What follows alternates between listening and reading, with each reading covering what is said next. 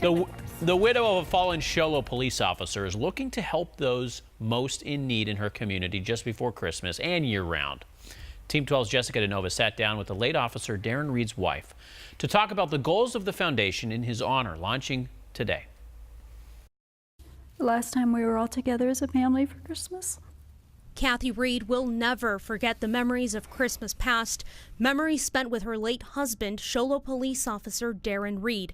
We have just learned that a police officer who was shot earlier this afternoon has died. Officer Reed was shot in the line of duty late last year.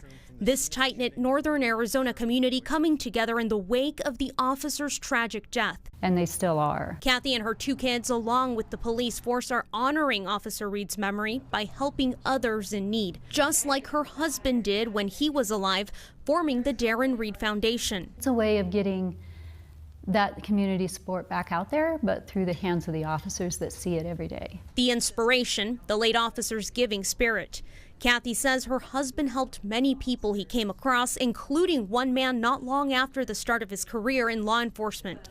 A young man came to town thinking that it would be better here for him, and it wasn't. Reed and his fellow officers stepping in, helping that man get back home to his family. And years later, this gentleman came back to town, and he lives here now, and he told Darrin how wonderful that help was, and it did make a big difference in his life.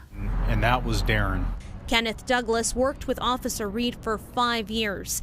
He was always there to help people out that were less fortunate, and even if that meant, utilizing his own money. It's a legacy they hope to keep alive. With the way he treated people and the type of officer he was, very respectful, and the community trusts him, this is just going to solidify that and to keep it going forever.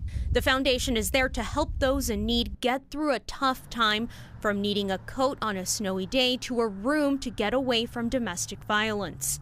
From a young age, he was always a protector and always caring of other people. In Sholo, Jessica DeNova, 12 News.